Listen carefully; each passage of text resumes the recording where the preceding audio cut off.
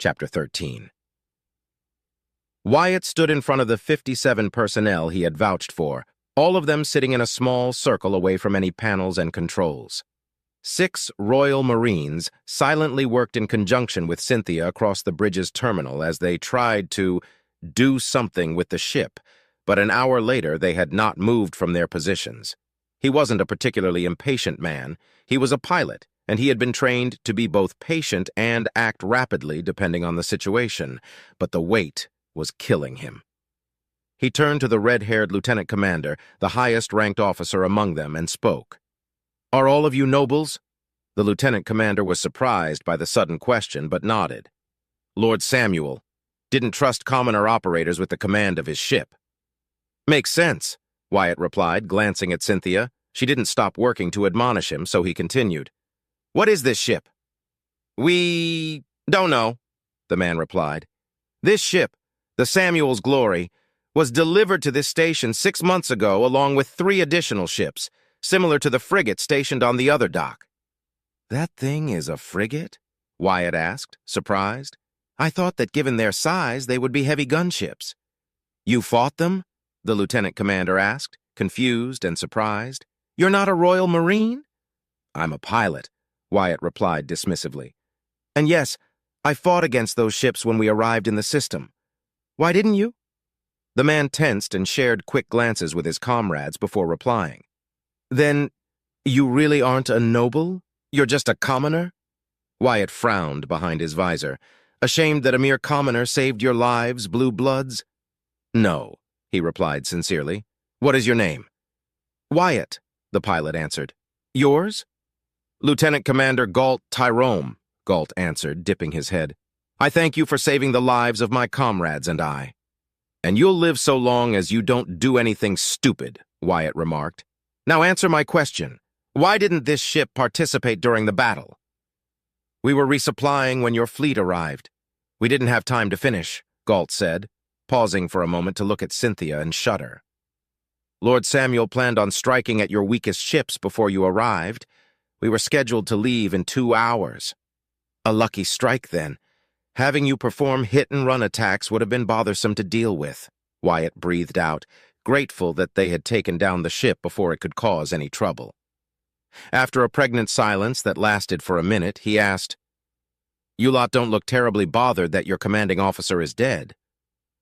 "Lord Samuel was a good captain, dutiful, loyal, and honored the rules of combat and etiquette. But he was also arrogant and punished anyone who didn't obey his strict orders. He won't be deeply missed."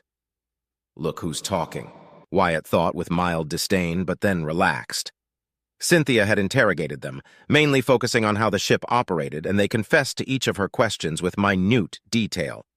It was possible that they were lying, but so far their claims that they did have enough time to sabotage anything, place explosives, or purge their systems rang true. But alas, they only knew the surface level of how the ship's systems worked. Only Samuel Caiston had a deeper understanding of the ship, making his seemingly honor-bound request for a duel nothing more than a ruse. He knew he had no chance against a Royal Marine. He was planning to die from the start and take his secrets to the grave. He never cared about their lives. "I think I can believe them when they say that they won't miss him," Wyatt reasoned, looking back at Cynthia for a few seconds. "At least she wasn't mad about me killing the damn Caiston." And that worried him immensely. "Wyatt, may I ask, why did you vouch for us?" Galt asked, and all eyes shifted to the pilot. "I don't like killing innocents," he replied, eyeing them carefully. "You were unarmed, surrendered, and your commanding officer pretty much put your lives on the line. Besides that, my reasons for keeping you alive were valid. You were fortunate that this ship is unlike anything we've seen before, and taking anything for granted would be foolish. Regardless, I thank you on behalf of all of us that you saved our lives, if only for the time being. Maybe I shall see my daughter again," he said, and almost every other captured noble shared his same hopeful expression. "Why did you betray the prince?" Wyatt asked after a few seconds of silence. "You're nobles. You could have said something against the Caistons. Many noble houses have declared neutrality in this conflict. Why not you?" Galt sighed deeply. "It is not as simple as that. Being a noble is not as straightforward as many commoners may believe. You seem smart enough to realize this, Wyatt. Otherwise, I doubt you'd be here right now. He extended an arm to the rest of his fellows. Most of us here are fourth or even fifth offsprings, belong to branch bloodline houses, or have little influence within our houses. We are expendable. More than that, all of our houses are just minor and lesser, subservient to House Caiston or to one of their primary banner houses. As such, we don't have the luxury to disobey a call to arms. Wyatt paused and looked at them firmly, searching for any indication of deceit, but found none. He wasn't ignorant to the struggles and roles nobles and their houses played, but he was ignorant to whatever internal feuds, hereditary systems, and whatever ties bound them to serve their betters in turn. He chuckled ruefully. And this bastard thinks that a commoner has any choice whatsoever compared to his? If this succession dispute devolves into a civil war, all bets and laws will be off. And who do you think will die in droves just so that you nobles can retain your power? Perhaps I shouldn't have interjected, he thought with disdain, already regretting his choice. His ire was momentary, however, and as a second gave way to another, he regretted thinking that. His fear was true, of course. Outside the military branches, most commoners had even less power to oppose their noble rulers. But nobles were, at the end of the day, people, no matter how much he wished them not to be. They had families waiting for them. They were fathers, mothers, siblings, children. Killing innocents in cold blood was not something he enjoyed. Our situations aren't dissimilar, but you can still choose. What choice does a commoner have but to obey? If we don't, we get lashed, sent to the gutter, beaten up, exhorted for what little we have, or simply killed. Wyatt glared at them, his voice still calm as a controlled rage filled his chest, barely managing to contain it and keep a neutral tone. Don't come to me crying about how unfair your situation is, because as bad as you have it, many more have it worse, Galt Tirome. All of them under your status. Maybe so, Wyatt, but as you are under the command of nobles, we are under the command of those greater than ourselves, Galt retorted, eyes narrowing. I am no fool. The Caistons are strong enough to have refused the Draymore call to arms, but they happily joined their masters. How long has this coup been brewing? I know not, but do not accuse us of betrayal. We are loyal to the principality first, our duties and houses second, and ourselves third. Wyatt felt his anger dissolve after hearing Galt's words, and how close they mirrored his own line of thinking. Instead, he scoffed. I got involved in this conflict by chance. I am fighting for the prince. My loyalty lies within the principality. You chose to obey traitors. That's the difference. And now everyone else on this station is likely dead. If you want to live, I suggest you tell me anything and everything you might be concealing from us. Dropping to a knee to see Galt and the other prisoners at eye level, he continued. Unless your honor and loyalty towards a house that dragged you into this position is more important than your lives and those waiting for you back home. Your mental games won't work on any of us, commoner scum, a woman said abruptly. You may be wearing a lieutenant insignia, but you know nothing of true honor and duty. Even if we knew anything else, we wouldn't tell you, she finalized with a glare that showed nothing but contempt. You're nothing more than an ignorant, uneducated wretch who knows nothing more than to wait to be fed by your overbloated master. I know I am better than a filthy traitor, Wyatt said, raising his rifle and aiming it at the noblewoman. The prisoners flinched, and Galt moved in front of him, protecting the woman. Please, Wyatt, we truly do not know anything more. I swear upon my honor and that of House Timor that I speak the truth. The only one that knew anything more intricate than the basic functions of the ship and the operation of its systems was Lord Samuel Caiston, Galt pleaded. Wyatt stared into the eyes of the red-haired man for several seconds and sighed. Lowering his weapon, he stepped forth and shoved him out of the way. The rest of the nobles froze, and Galt stared at him with impotence.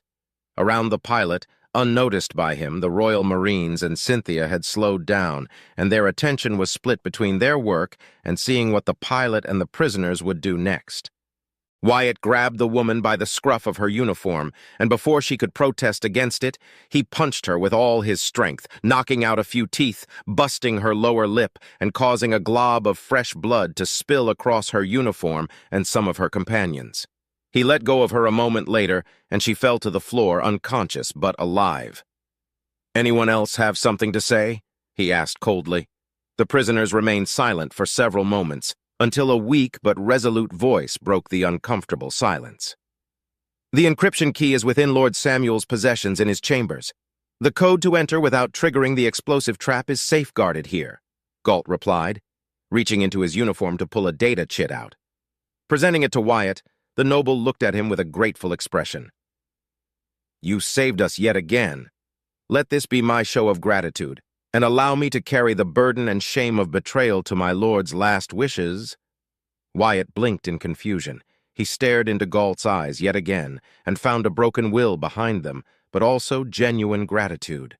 Wordlessly, he took the chit and slowly made his way to Cynthia. When he stood next to her, he noticed her fingers working on a panel while wires protruding from her armor connected with the console she was fiddling with. "It seems your assumption was correct, Wyatt," Cynthia said through a private channel.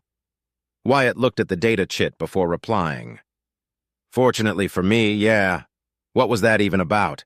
I knocked out that annoying harpy and Galt thanked me for it. I only wanted the satisfaction of shutting her up myself without killing her," he chuckled. "It's the first time I punched a noble, too. I won't get in trouble because she's a traitor, right?" Cynthia paused for a moment before replying.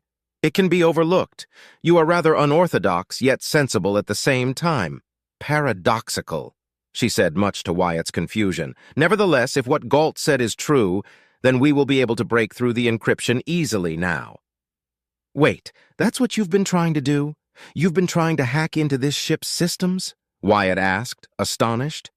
The Royal Marines had broken through the station's cyber defenses within moments of their arrival, yet more than an hour had passed since the capture of the vessel, and they were incapable of taking full command of it yet. "That confirms it, doesn't it?" His question was rhetorical as he clenched his teeth tightly. "If you're referring to the origins of these black ships, then yes, this confirms it. This ship, along with the damaged one and its sister ships, the cruiser and the one that pursued the royal yacht, were not made within the Principality. Duke Cornelius Draymore of Camrim acquired them from outside the Astorian Principality," Cynthia replied, frowning. Her fingers stopped working and the wires detached themselves from the panel, returning to the confines of her armor. "Come with me, Wyatt. We were able to get basic information about the ship, including a layout map. We shall go to the captain's quarters and extract the encryption key."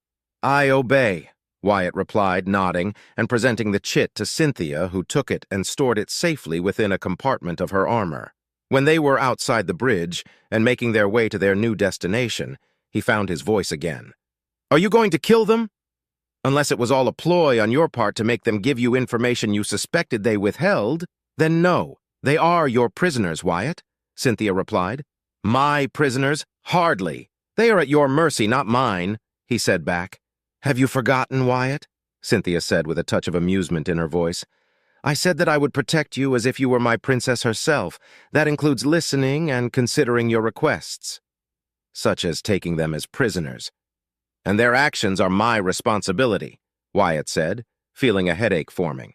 "That's just fantastic. They're Cynthia's prisoners, but I am the one to decide their fate until Clara says otherwise. This could not possibly get any more bothersome." "Their lives are of no consequence to me. The traitors that put the life of my princess and that of the prince in danger deserve no consideration. Traitors, all of them. However, circumstances are to be taken into account. Their cooperation after your intervention shall grant them leniency if my princess deems it so," Cynthia replied. "Perhaps she will show them leniency." "Perhaps not," said Wyatt. Cynthia turned her head slightly to Wyatt. "You do not seem surprised by that." Wyatt bit his lower lip for a moment as he formulated a leveled answer. "Clara is unlike any noble I've met before, but she's royalty. She needs to do what needs to be done during these troubling times. I do not believe she could ever be cruel, but that doesn't mean she'll be kind or forgiving either." "Such is the burden of royalty," Cynthia agreed. "What would you do with them if you were in her position?" Wyatt shrugged. "Send them to prison and put them under trial." His eyes narrowed. Galt had a point. Most of them were dragged due to laws, codes of honor, and bonds of servitude that tied their houses to House Caiston.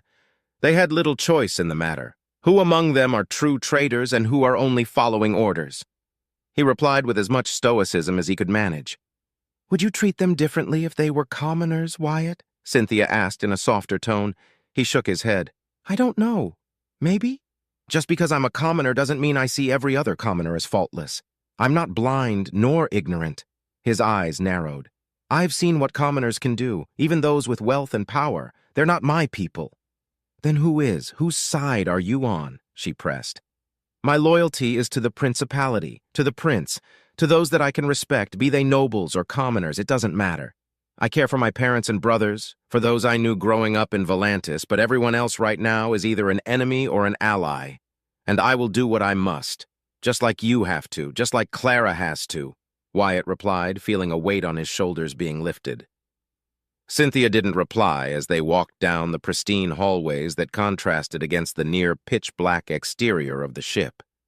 Everything inside was clean and well illuminated, with whites, grays, dull greens, yellows, and blues scattered all over the place to mark stations, caches, or directions. As Wyatt continued to admire the ship in silence, from the architectural standpoint, it was obvious that whoever constructed it was beyond the capabilities of the principality. The textures looked different. The angles were refined but strong. Principality ships were one of two, blocky, ugly, dull, and functional, or highly aesthetic and impractical for anything else but being leisure crafts. Ships like the Exalted Glory or the Royal Yacht were the exception to that rule, and they were rare. This ship is both beautiful and well made. I wonder who made it and how Duke Draymore got his hands on them. I don't even want to imagine how much they cost, Wyatt thought moments before arriving at their destination. Stop! Cynthia commanded, stopping right in front of a sealed door. I'm detecting a series of explosive traps, she said, and took the chit out. She presented to the identification panel next to the door, and it beeped. A moment later, the door opened. Stay here, Wyatt. I'll retrieve the encryption key, she said, and entered the room. Wyatt obeyed and waited. He expected to hear things shattering or being ruffled about, but all he heard were the steps she was taking and things being moved aside. Finally, he heard a loud click, followed by something heavy opening. A few moments later, Cynthia walked out of the room with a small black box in her right hand. Is that the encryption key? He asked, never before having seen one in person. It is. From what I'm reading, it is no wonder why we couldn't break through the ship's encryption algorithm. The sequence keeps shifting, rearranging itself in random patterns every time it is tampered with. It makes it not only near impossible to predict, but also time-consuming, forcing us to start from the beginning, trying to search for the correct algorithmic pathway, she said with mild frustration. Assuming that I understand what you're talking about, does that mean it is difficult? He asked. Cyber warfare and security were not his forte. Cynthia nodded. Incredibly so. The encryption sequence is long, and with every failure it rearranges itself to a new sequence. It is vexing, to say the least. A dozen dedicated hacking AIs working together non-stop would be able to break such encryption within a week, I think. She raised the box slightly. With this, that won't be a problem anymore. What about the other ship? He asked, as the two resumed their walk back to the bridge. I already ordered the other Royal Marines to search for a similar chit on the officers' bodies. They found one and are on their way, she answered. Uriel Hoax will be happy to have his station then. Do you think Clara will be pleased with your victory? He asked. Our victory, Cynthia corrected. I believe she will. Despite your breach in her original orders, I am sure she will forgive your transgression in favor of gaining such a marvelous ship. Should I be afraid that I don't know if she's being serious or not? He asked himself before replying. That aside, do you know how to pilot a ship? Do the Royal Marines? Cynthia hummed softly. We can if need be. As good as their training is, their focus is to be elite shock troops, infiltrators, and line breakers. Space warfare and piloting are skills that are best served by other dedicated servicemen. Why do you ask? Because the shuttle got wrecked by the hot drop and this station doesn't have a hangar. It was never meant to be found, I think. No shuttles, no fighters, no lifeboats. You're going to have to fly those ships out of here if we plan to go back or take a shuttle if there are any available on these ships, he explained. It was an intense entry, Cynthia agreed. Once I have full access to the ship's systems, I'll know for certain everything about it. About that, I was wondering something. Isn't it strange that this ship doesn't seem to have an AI? He asked. There was one. We managed to isolate and destroy it. Principality Standard Navigational and Communications AI, Cynthia replied nonchalantly. Whoever made this ship didn't bother to install an equally advanced AI to operate basic functions. I doubt we could have contained it as easily otherwise. Thanks for the terrifying thought, he replied with a sigh. Who do you think built these ships? I think either the Imperium or the Qin-Shu Commonality are responsible. They are far more advanced and relatively close to the Principality. Cynthia nodded. I believe the same. Our answers, however, shall be answered soon. The rest of their trip back went in silence, and when they arrived back at the bridge, they found the Royal Marines no longer working at their station and were now maintaining an eerie watch over their prisoners. Wyatt followed Cynthia until she made it to the same console she had been working on before. She placed the box in a compartment beneath the console, and wires extended from her bracers once again, connecting to it. A full minute passed until, suddenly, the lights dimmed to the point they nearly died out, but a few seconds later, they went back to normal. Ah, damn it all, Cynthia cursed weakly through their private channel. Wyatt approached before replying. What's wrong? I have full access to the ship's systems and records, but everything previous to its arrival to Jintrax was completely purged. We don't know where it came from or where it was built. This ship is also different in purpose. According to the information the other team recovered from the smaller black ship, this is a true warship. And it shows, she said, impressed. A true warship? Isn't this a different model of stealth ship? He asked himself before speaking. What about the cruiser class that took part in the battle? No records exist. It is safe to assume every one of these black ships only contains information about itself, and we have to correlate data based on that. It may not give us all the answers, but it will be a start. This destroyer class will be useful to our cause. The frigate class will be dismantled. It is too damaged to be useful to us, and we can't repair it. Whatever secrets the technicians and mechanics can discover from plundering its carcass will be extremely useful, Cynthia replied. Establishing connection with Woodshaft. Established. Wyatt watched in silence as Cynthia killed their private channel to open a new one. He raised an eyebrow when she froze, looked to one side, then the other, then froze again. Half a minute later, she glanced at him for a second or two, then returned her attention to the console. He waited patiently, ready to assist the blue-haired woman in anything for what felt like a short eternity, until her voice broke through the silence, startling him. Wyatt, I require your help, Cynthia began, opening their private channel again. Place your naked hand on this panel. I obey, Wyatt replied, taking off his right gauntlet with a hiss. He placed his hand on the smooth, cool panel. A moment later, he felt something hot against his palm, almost to the point of burning him, but not quite there. It wasn't pleasant, but he managed to withstand it. Several moments later, the heat died out. Now take off your helmet and give this ship a new name. Samuel's glory is no more, she said with a hint of disgust in her voice.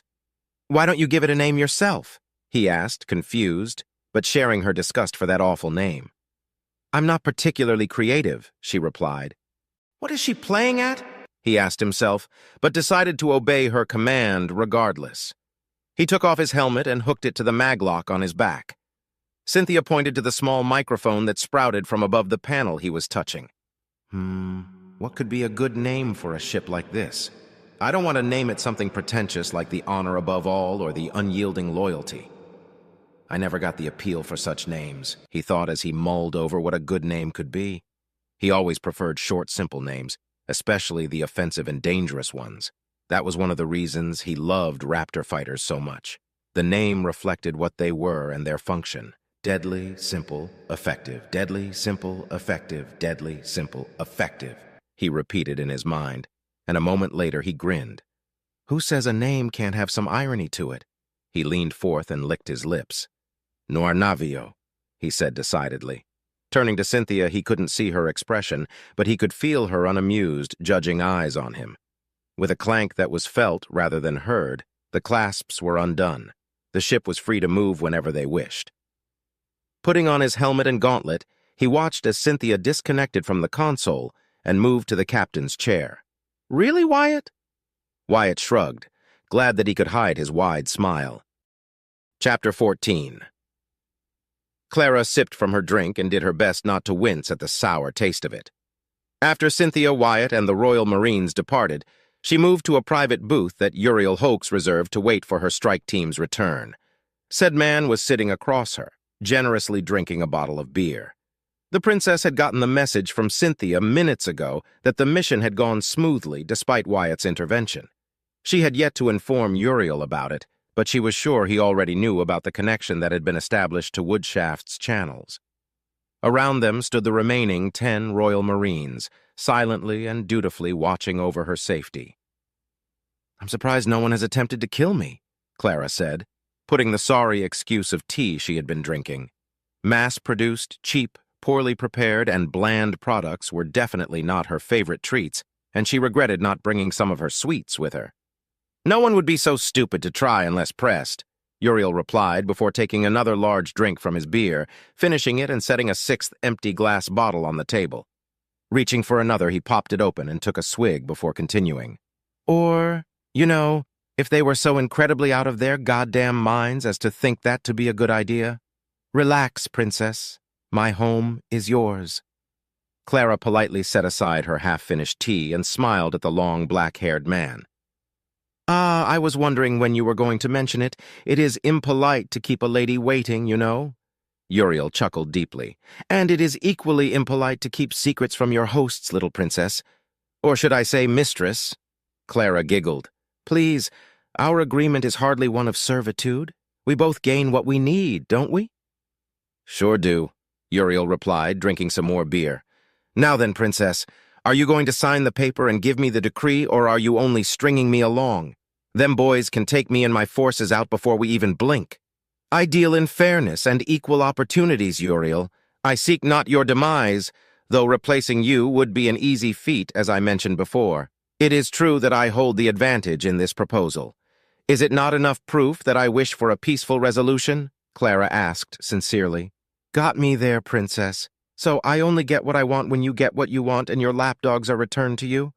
"Indeed," Clara replied. "Though please try not to insult my friends again. One is precious to me and the other is someone I've found a delightful time getting to know," she said, eyeing the model of the ancient fighter sitting next to her peacefully. "Sorry, princess. Old habits and all that. Though I gotta say, the two of them, scary friends you keep around," he said with a chuckle. Now that got her attention. She agreed with his observation regarding Cynthia. She was, after all, her bodyguard, her best and closest friend, and a killing machine if need be. But Wyatt? "Oh, what makes you think that, my dear Uriel? Please, the red-armored one, the Winfield? Do I really have to say more than the obvious?" he replied with a dry chuckle. She alone was enough for me to clench my pucker so tightly I could have gone for an EVA walk and be fine. Uriel paused and drank some more. When he was done, he hummed deeply. "The other one? Well, he knows his shit, that's for damn sure."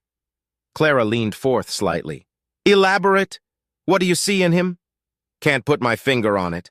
But when you're as savvy around my line of business, you get to know the bad ones from the good ones, the dangerous ones, and the easily dealt with, those you can trust and those that you need to avoid. In my line of business, knowing that is far more important than being good with a gun or barking orders. And he scares me," Uriel confessed. "There's a cold indifference around him that I couldn't shake off. I couldn't read him. Can see why you'd keep that one for yourself, princess." "I'm sure that your mind is playing tricks on you, Uriel. My companion is friendly and to the point. I wouldn't say that he is harmless, but he is someone I've come to rely on and trust in a short span of time," Clara replied, confused as to why Uriel would see that in Wyatt. Princess, let me ask you something. Have you ever peered into the eyes of a killer? And I mean not a soldier who has done their duty, but a cold-blooded, ruthless killer?" Uriel asked, setting his bottle aside. "I can't say that I possess such experience, Uriel. I've dealt with cheats, backstabbers, liars, politicians, and corrupt people who wouldn't bat an eye at the prospect of the demise of other people as long as they gain something out of it." But a true killer? Never, Clara replied, intrigued to know more about Uriel's viewpoint. I have, and one thing I've learned from those types is that you need to be careful around them. They ain't murderers or bloodthirsty lunatics, you can tell just by looking at 'em. And that guy you brought? I think he's a damn dangerous tool you got there, Princess. Make sure to use him right or dispose of him quickly, 'cause they are the sort of people you do not want to fuck over.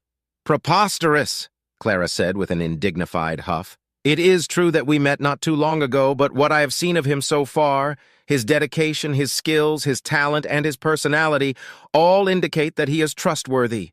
He is no killer, he is a true knight of old.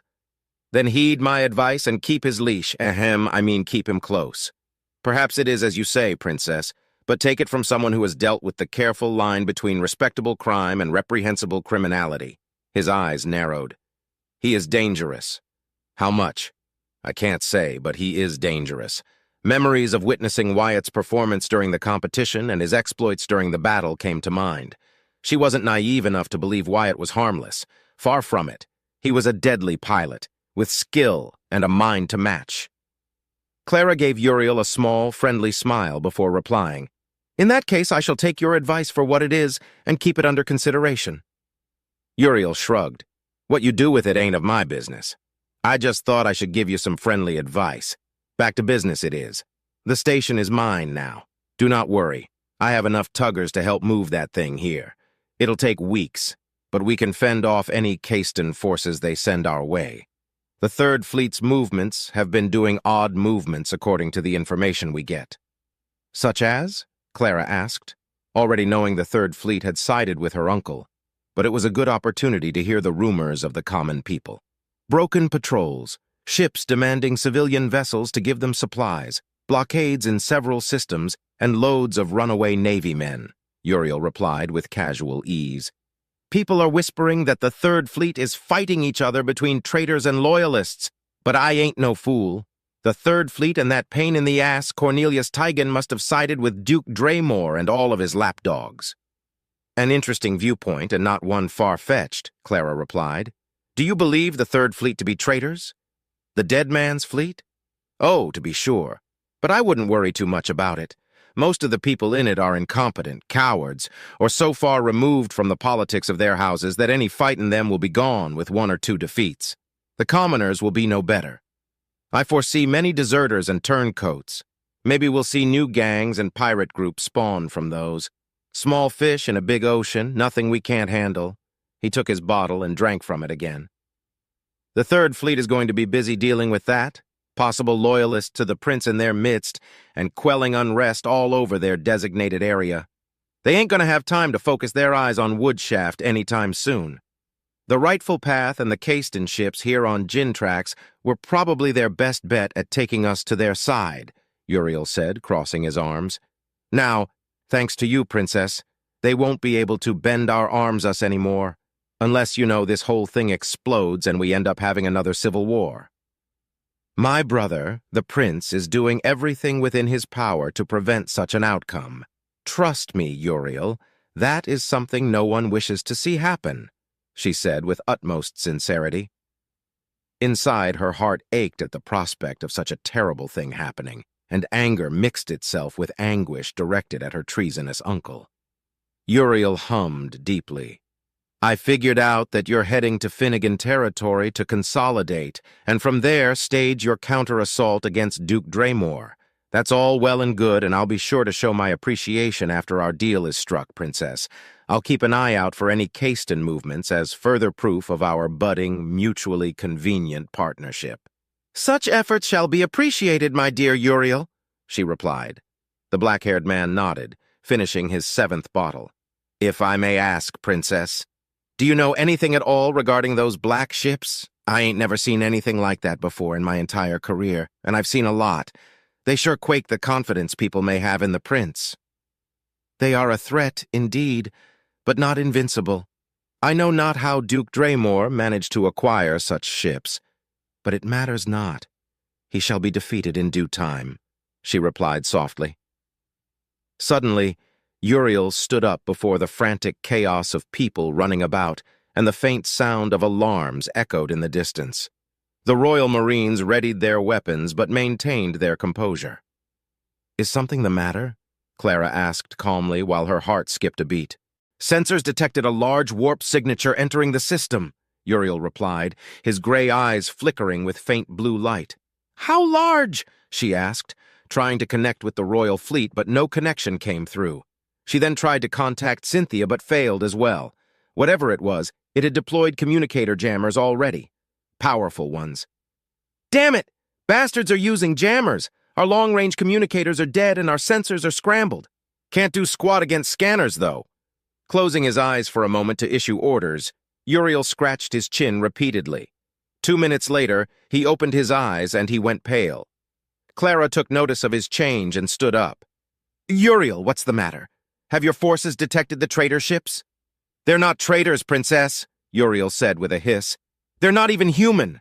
Scanners detected a raiding party of 5 ships, 2 cruiser-class and 3 destroyer-class ships," he explained, clenching his teeth and narrowing his eyes. "This is a fucking Drazen raiding party." "Drazen?" exclaimed the princess, flabbergasted. "Such a large raiding party, all the way here?" "Your guess is as good as mine. No Drazen ship has entered Jintrax in the last 100 years. What are those carrion feeders doing here?" Uriel asked, enraged. "Do you think the battle caught their attention?" she asked softly, giving an air of calmness and composure. Internally, she was worried and confused. Maybe if we were close to their usual targets. But here, in Jintrax? Not a chance. I bet my station that the damned Castons bought them or tipped them off somehow. Must have been planning on this for a while now. A straggler ship or a desperate fool I could understand, but such a heavy raiding party? They ain't here because of coincidence, damn it! Would House Caston do something so reckless as to invite the Drazen to their doorstep? Clara questioned. Such an action goes beyond this conflict, and we can't assume they are involved in this just yet. We will need irrefutable proof. "If we can survive the assault first," Uriel barked back. "Scanners are showing they are heading here to Woodshaft. If we can't contact the prince, it'll take them more than 2 hours to reach us. By that time, the Drazen will be pummeling us in full force. Our ships can make harassing strikes and keep their boarding pods away for some time. But once they are in range, we'll be in trouble." "My Royal Marines will be able to make short work of those monsters," Clara said with conviction. But internally she winced. The Royal Marines would outmatch any Drazen raider easily, but with numbers on their side, they could overpower a lonesome Royal Marine, and the station was vast. There would be no way for 10 Royal Marines, skilled as they are, to make a stand everywhere at once. "Then, Princess, let's move you to a secure location and watch as Woodshaft defends itself. We ain't defenseless, and I'll be damned if I let plants that talk any easy meals," Uriel declared. Clara nodded and followed Uriel while her Royal Marines made sure to keep her safe. "Brother, please, make haste. Cynthia Wyatt, stay safe," she thought, before putting on her helmet and clutching her figurine firmly.